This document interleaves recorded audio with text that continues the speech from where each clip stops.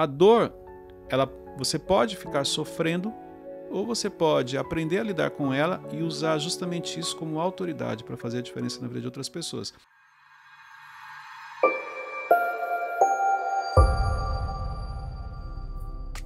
Olá, eu sou Patrícia Freitas e nós estamos no SuperaCast. Este é um programa do Instituto Superateia e esse espaço foi criado para trazer conhecimento e informações de qualidade para você, família atípica.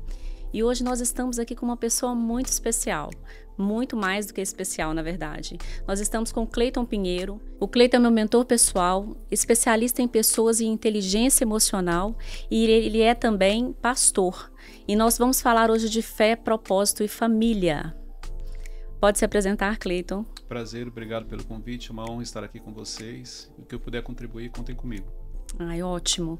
Bom, nós vamos conversar um pouquinho, nós vamos bater um papo sobre fé, família e propósito, Cleiton. E para começar, a gente lida com muitas crianças e muitas famílias com diagnóstico.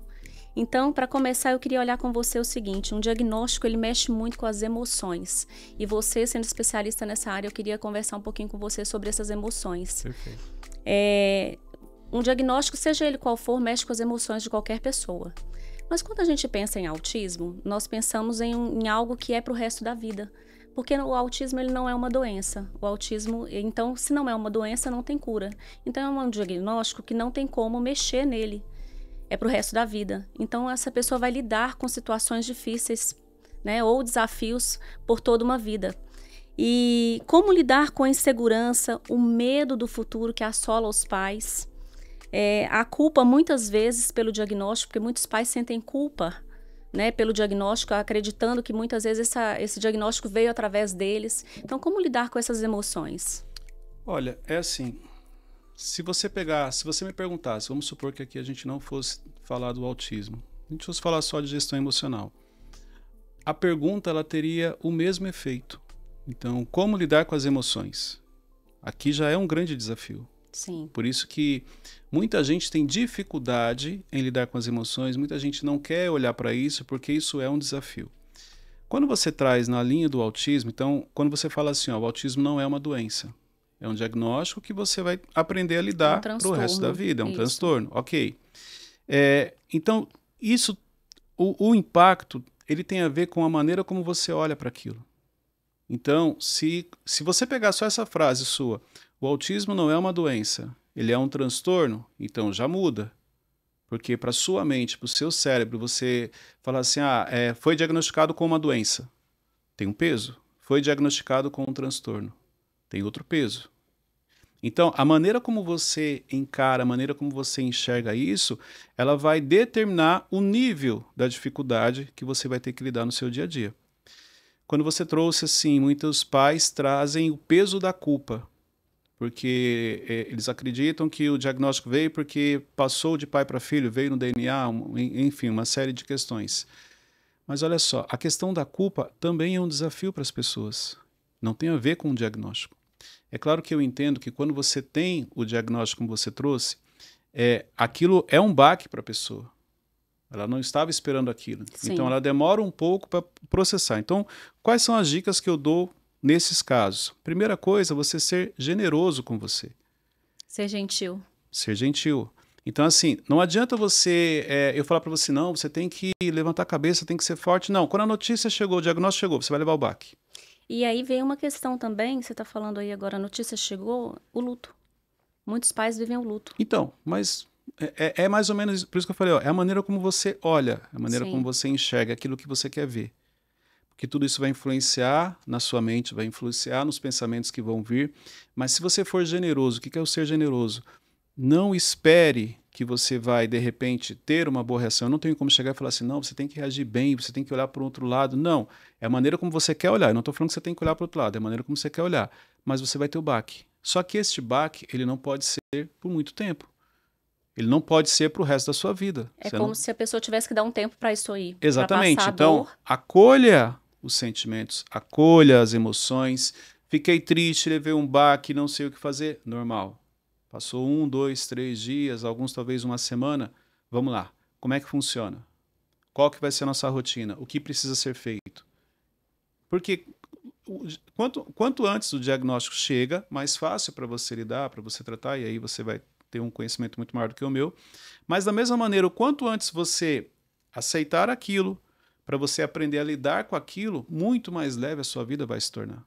Então eu acredito que você, aqui, como você atende muitas famílias, você tem famílias que ainda não superaram o baque da notícia, e você tem famílias que vivem normalmente diante da notícia.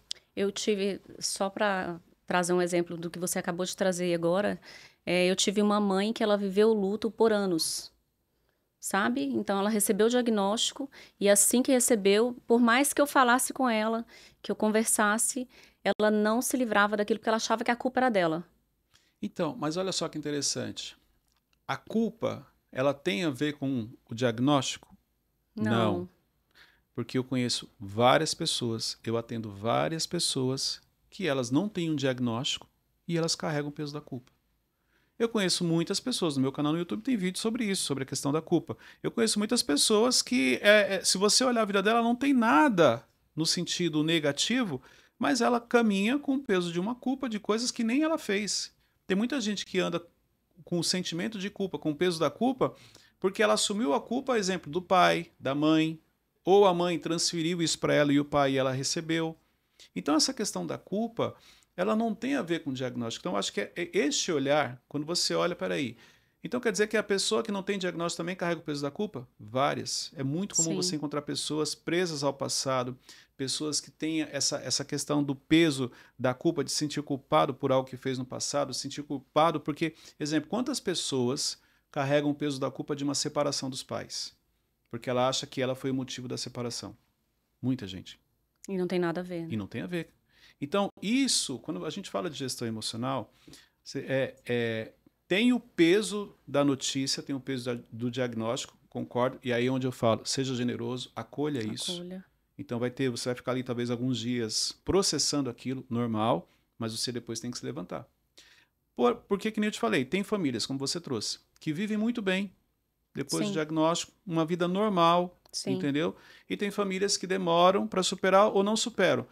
Tá bom, sem diagnóstico. Tem famílias que vivem bem e tem famílias que também não vivem bem. Então, por isso que eu estou te falando, não tem a ver com diagnóstico, tem a ver com o nível de gestão emocional, o nível de autocontrole, o nível de controle das suas emoções que você tem diante das notícias que a vida te traz, diante daquilo que acontece na sua vida, a maturidade emocional que você tem. Uau, maturidade emocional. Exatamente. Está muito relacionado a isso. Com certeza, porque se você não for maduro nas suas emoções, você pode achar que a sua vida ela está dessa maneira devido ao diagnóstico que você recebeu. Mas tem muita gente que não tem esse diagnóstico e está paralisada, está bloqueada, tem bloqueios emocionais, ela não avança, ela não prospera, ela não cresce, justamente porque ela não sabe lidar com as suas emoções, ela não tem maturidade. Cleito, e quando as famílias recebem um diagnóstico, então? A gente acabou de falar aí sobre as emoções ao receber o diagnóstico. Acabou de receber o diagnóstico. Como manter, então, esses pensamentos positivos, as emoções no lugar? Como manter a fé diante disso? Olha só, que interessante a sua pergunta.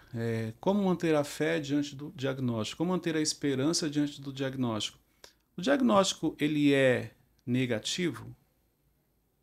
Sim ou não? Sim. Depende do ângulo. Por quê? Que nem você falou, não é uma doença. Okay? É porque são inúmeros desafios que essas famílias vão enfrentar após esse diagnóstico, Concordo, né? mas por isso que a gente bateu na primeira tecla, é a maneira como eu quero enxergar. Sim. Porque a maneira como eu quero enxergar, ela vai determinar se isso vai se tornar um peso na minha vida ou não. Você entendeu? É importante você ter esta preocupação, esse cuidado, porque, vamos lá, você falou de fé. A fé é algo que somente quem recebe o diagnóstico precisa ou é algo que todos nós precisamos? Todos nós, em algum momento da vida, vamos precisar de fé, independente de religião. Então não tem a ver com o diagnóstico. A esperança, nós temos que ter esperança na vida ou somente quem recebe o diagnóstico que tem que ter esperança? Não, todos nós temos que ter. Então não tem a ver com o diagnóstico. É mais ou menos assim, ó. Eu já tenho o baque da notícia.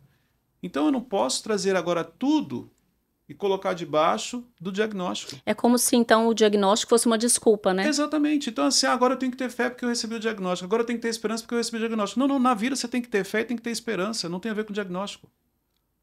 Na vida você tem que ter fé em Deus, na vida você tem que se permitir, na vida você tem que crescer, você tem que avançar, na vida você tem que assumir responsabilidade.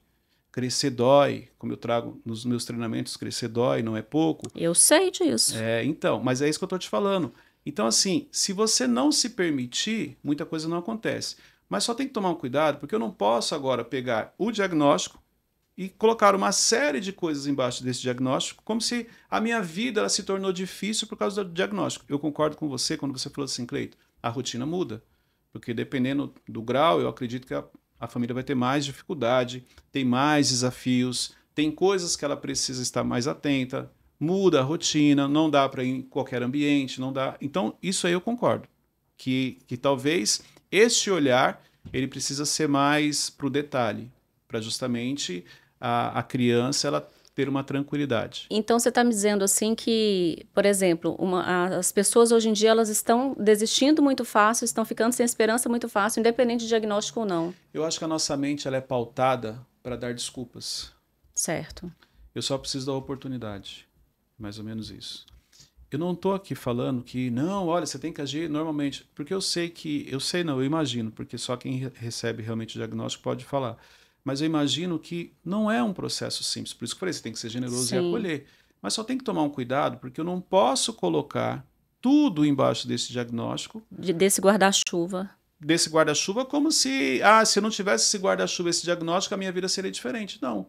Existem muitos desafios que você teria, igual quando a gente fala de fé. Fé não tem a ver com o diagnóstico. Fé é para a vida. Esperança é para a vida. Acreditar. Se atentar, uma série de coisas que você tem que fazer no decorrer da sua vida. O diagnóstico ele faz com que você tenha mais atenção. Então, exemplo, sem o diagnóstico, talvez você não se preocuparia com algumas coisas que com o diagnóstico você tem que se preocupar.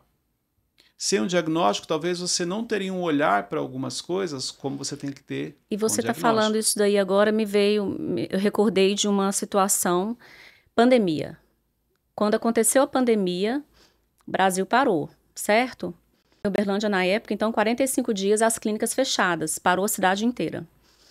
E assim que voltou, passou os 45 dias e voltamos a trabalhar, muitos profissionais não voltaram. Eu, na época, voltei com máscara e tudo, mas voltei. Foi um boom no consultório. Sabe por quê? Você falou do olhar, né? Os pais ficaram dentro de casa com suas crianças. E aí perceberam que alguma coisa estava diferente. E aí, na maioria das vezes, um atraso de fala, a criança estava fazendo alguma coisa que não era o esperado para a idade, ou estava com um atraso no desenvolvimento. E aí foi onde eles pararam para olhar para a vida, de alguma forma, na pandemia. Então, assim, quando acabou a pandemia, o meu consultório de fonoaudiologia lotou de criança com a mãe preocupada, o que o meu filho tem. Ou seja, se não tivesse tido a pandemia, vamos dizer assim, para o que você trouxe, talvez a mãe demoraria anos para perceber. Aí, a partir do momento que ela percebeu, que ela trouxe, que ela passou na clínica, que ela teve o diagnóstico, o olhar dela mudou agora. É isso que eu estou falando. Então, o diagnóstico em si, ele tem o baque emocional, sim, e não tem como você escapar disso, mas só precisa tomar um cuidado com o que você quer atrelar ao diagnóstico, se esconder atrás disso, sendo que, na realidade, com diagnóstico ou sem diagnóstico, você deveria fazer aquilo. Então, com diagnóstico ou sem diagnóstico, o pai precisa estar atento ao filho. Sim. Com diagnóstico ou sem diagnóstico, o pai precisa cuidar do filho. Então, dá atenção. Dá atenção, amor, carinho, uma série de coisas. Então, eu acredito que o olhar correto faz com que você tenha uma vida, vamos dizer assim, normal. Mas, Cleito, mas só que, exemplo, pelo grau do diagnóstico que nós recebemos, a nossa rotina mudou. Concordo, vai ter pessoas que realmente vão ter um grau mais elevado e vão precisar ter uma atenção maior para aquilo. Mudança radical na rotina, inclusive. Sim, tem muitas famílias que sim. Mas também tem muitas famílias que o impacto não é tão grande. É apenas o entendimento. Agora eu entendi como ele funciona. Agora eu entendi como ele age. Agora eu entendi por que ele reage dessa maneira. Ou seja, o diagnóstico trouxe clareza. O relacionamento agora vai melhorar. Eu tenho uma amiga que estudou comigo, inclusive, e quando ela recebeu o diagnóstico, então a vida dela melhorou, porque ela passou a entender por que ela agia daquela maneira. E as pessoas começaram a entender e se relacionar melhor com ela no sentido de respeitar a maneira como ela pensa, as limitações que ela tem, aquilo que ela gosta, aquilo que ela não gosta. Ou seja, o diagnóstico ajudou ela a ter uma vida mais tranquila. Por quê? Sem o diagnóstico, você muitas vezes pode passar por uma pessoa fria, uma pessoa que você não quer interagir, você não gosta de pessoas, você quer ficar sozinho, você não quer socializar. Ou seja, olha o quanto o diagnóstico pode trazer leveza para algumas pessoas. Ao invés de peso. Ao invés de trazer um peso. Mas então, como que traz leveza? É a maneira como você quer olhar. E aí você está falando de uma coisa que, se a gente for analisar, o ser humano ele é único. E ninguém é igual a ninguém. Eu costumo dizer isso, eu falo isso com os pais. O seu filho é único. Independente se ele é autista ou não, ele é único. Então, cada ser humano, ele carrega consigo uma particularidade. E no autismo também não vai ser diferente, sabe? Porque quando a gente pensa, por exemplo, no autismo, Cleiton, a criança, muitas vezes, ela vai ser... Umas têm problema no sono, outras não vai ter. Umas vão ter problema na fala, outras não. Então, assim, cada criança vai trazer uma particularidade, o que não é diferente do ser humano num todo. Quantos gênios você conhece que são diagnosticados com autismo? Vários. Então quer dizer que para a vida dessa pessoa, ele ter nascido com autismo foi positivo? Porque ele se tornou um gênio? E ele fez a diferença para a humanidade? Sim. Olha que interessante. Porque aí o que acontece? Essa pessoa pega essa habilidade, porque tem muitos autistas que são muito habilidosos em uma determinada... Isso. Exato. Ou seja, aquilo que para alguns é um problema, para ele foi a solução. Quantos gênios você conhece que fizeram coisas que ajudaram na humanidade, ajudaram muitas pessoas, justamente porque ele nasceu com um diagnóstico e a capacidade de concentração, a capacidade o cognitivo, a inteligência, tudo isso é diferente. Ou seja, depende de como você quer olhar isso, entendeu? Então, da mesma maneira que você tem pessoas que são gênios e que são diagnosticados, você também tem pessoas que poderiam ter se tornado gênios, mas não foi feito, não fizeram. Sim. É a maneira como você quer olhar. Sim. Você citou aí sobre mudar a rotina, né, da família. Geralmente muda-se muito mesmo, né, a rotina, porque essas crianças vão ficar de clínica em clínica, algumas mães saem do trabalho porque precisa estar ali acompanhando a criança, né? Então, tem toda uma mudança na estrutura desse lar.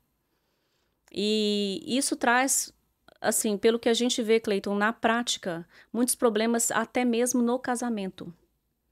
Por quê? Porque essa criança requer de mais cuidado. O que você diria para esses casais que estão nessa rotina exaustiva? O que fazer diante desse cenário? Para algumas pessoas, você que já trabalha com isso há anos, você percebe que para algumas pessoas o diagnóstico ele vem como se fosse uma crise? Sim.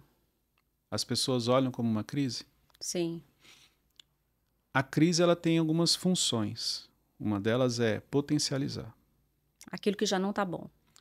A família que recebeu o diagnóstico, de repente o casamento ali, houve esse problema, esse transtorno, vamos dizer assim, não foi o diagnóstico. Era só questão de tempo, provavelmente aquilo já iria acontecer.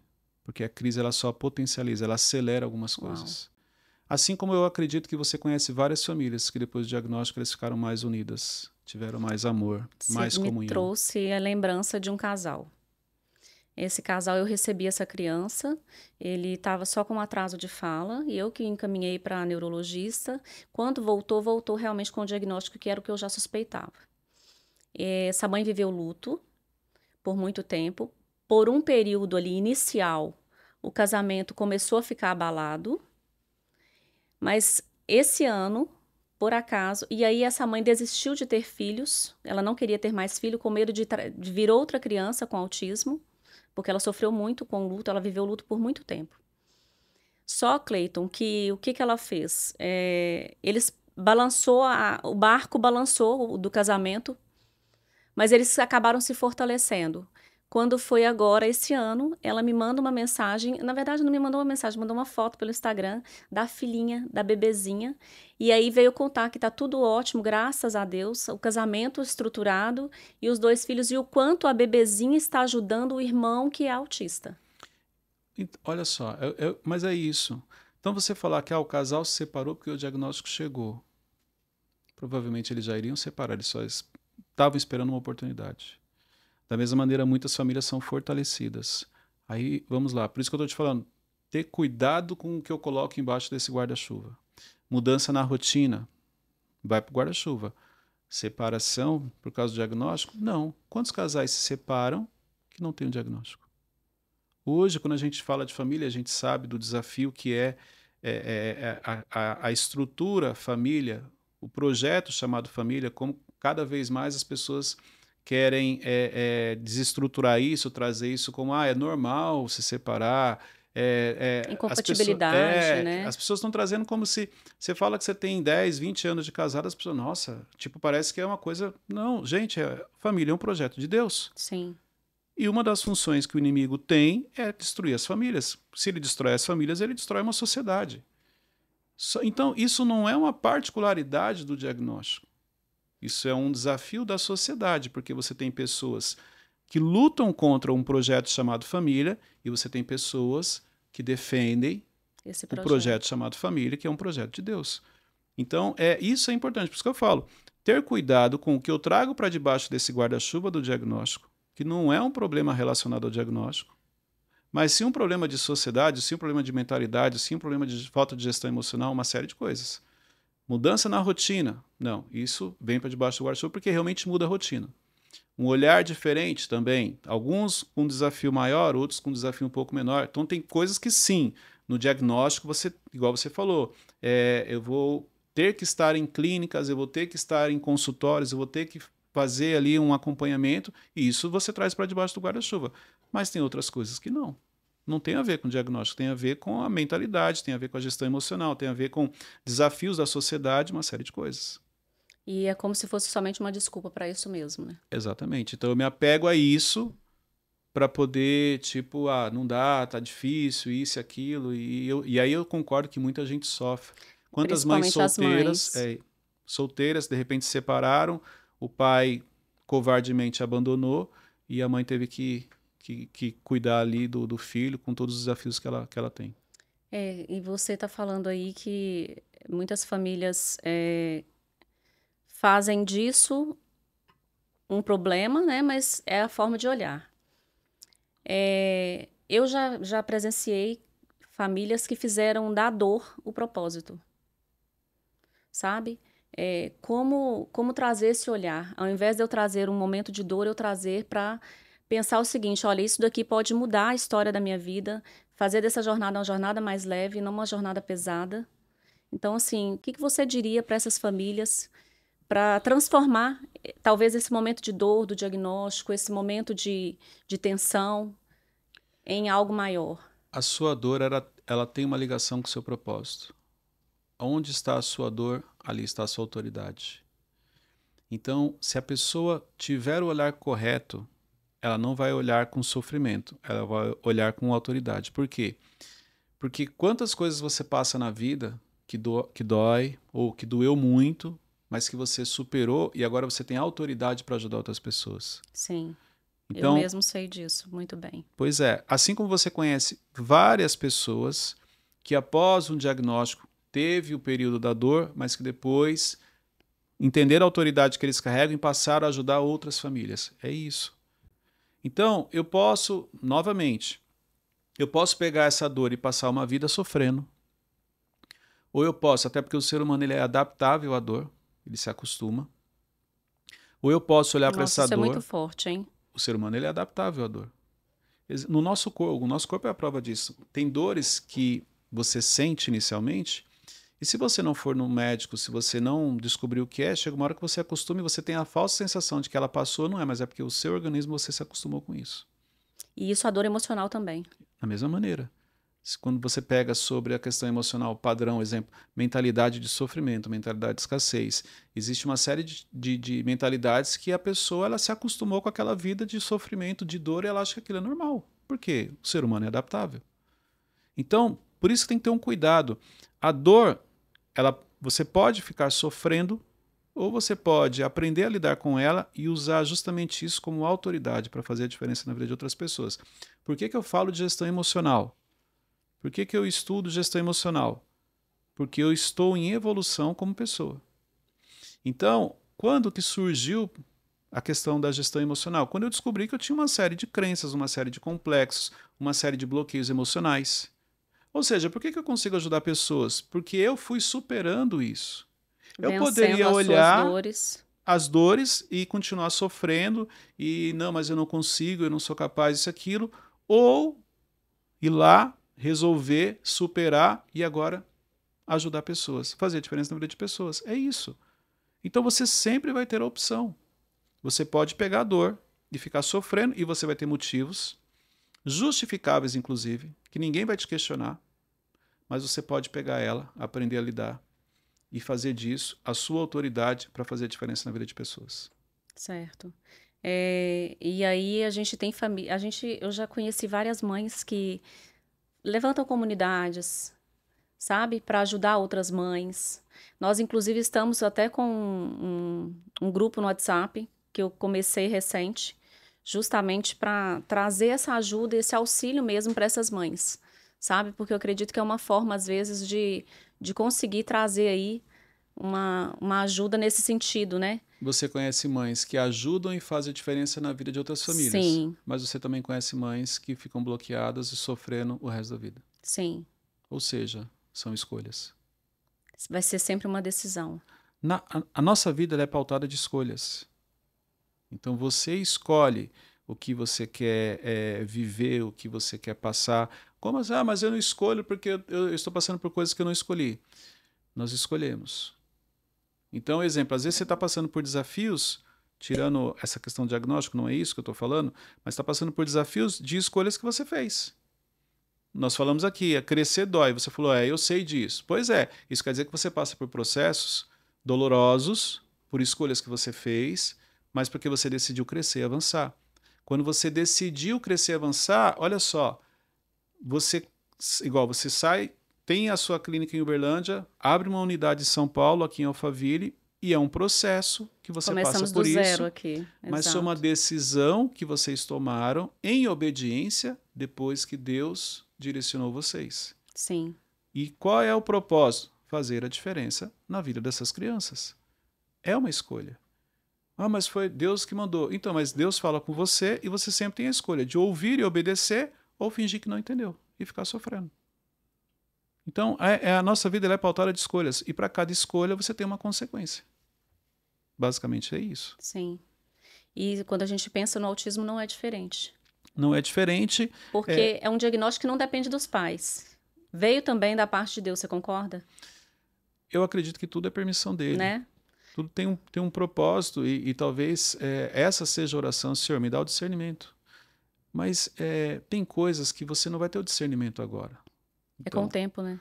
Com certeza. Existem várias famílias que, quando aconteceu, elas podem até ter questionado a Deus. Mas por que isso aconteceu? Por que comigo? Por que comigo? Não, eu já ouvi mãe perguntar, por que comigo? O que eu fiz? Mas com o passar dos anos, ela tendo o discernimento, o entendimento, é o momento que ela até agradece a Deus.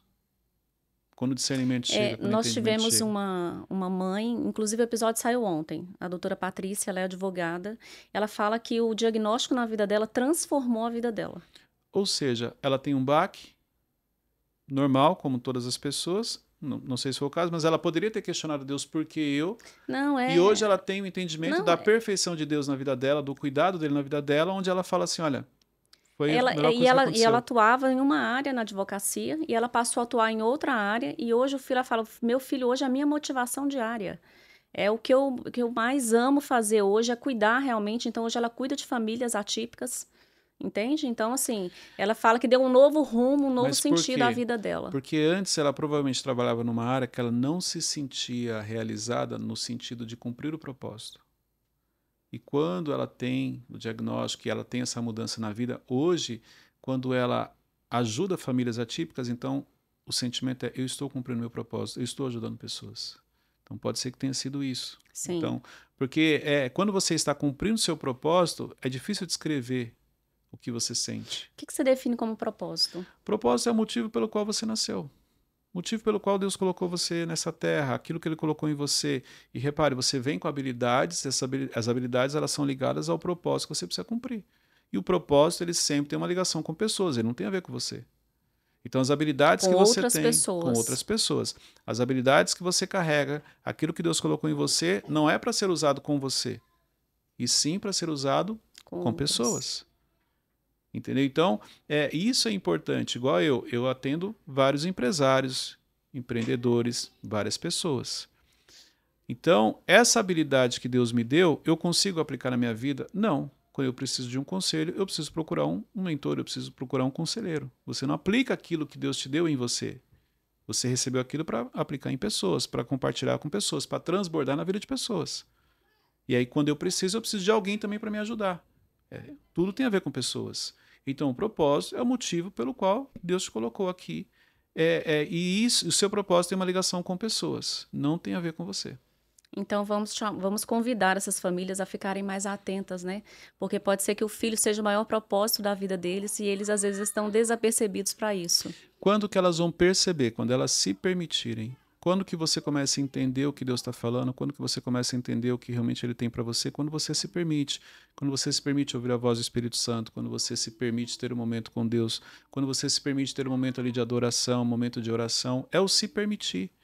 O problema é que na correria do nosso dia a dia, na ansiedade em que nós vivemos, nós não nos permitimos uma série de coisas na vida. Ou seja, o diagnóstico para algumas pessoas foi aquele baque.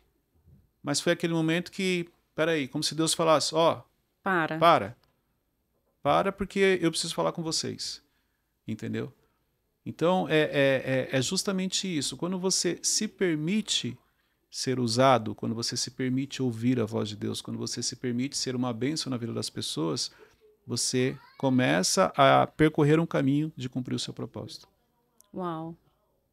Uau. Muitas fichas caindo aqui para mim. Porque a gente lida com famílias constantemente e, acredite, a gente ouve muita coisa e muitas vezes eu vou te confessar que até mesmo nós que estamos de fora ficamos olhando com dó, com pena, e esse é um sentimento muito ruim de se ter por alguém, né? Só que estou sempre tentando falar com as mães, olha, vamos para cima, vamos continuar, vamos permanecer firmes, mas você trouxe um outro olhar hoje que para mim fez muito sentido. Sim, mas é justamente isso. Você tem que pensar o seguinte, Patrícia, você e Júnior. Exemplo, você tem um diagnóstico? Não. Na sua família? Não. Por que Deus escolheu você? Porque geralmente, se você olhar, você teria que ter o diagnóstico, porque aquela seria a dor, e a dor seria o propósito, Não. e você teria autoridade. Não tem. Mas você tem autoridade, você tem conhecimento, você estudou, você está sempre estudando. Por que Deus escolheu vocês? Eu posso falar? Eu costumo dizer que o autismo escolheu, né? Não foi eu que escolhi trabalhar no autismo, veio acontecendo diante de um direcionamento mesmo de Deus. Ou seja, então vocês já estão no outro nível de entendimento, porque você falou o seguinte, não fui eu que escolhi, Cleiton, não foi Deus, foi o autismo que nos escolheu. É um outro nível de entendimento. E é um amor que veio não só por essas crianças, é um amor genuíno mesmo pelas famílias, sabe? Isso aí que você falou, eu ouvi uma vez, eu estava assistindo o Teleton, e aquilo marcou minha vida, faz muitos anos isso. E estava entrevistando um pai e ele falou o seguinte, né, na ocasião.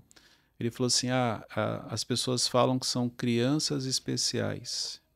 E quando a gente recebeu o diagnóstico foi aquele baque.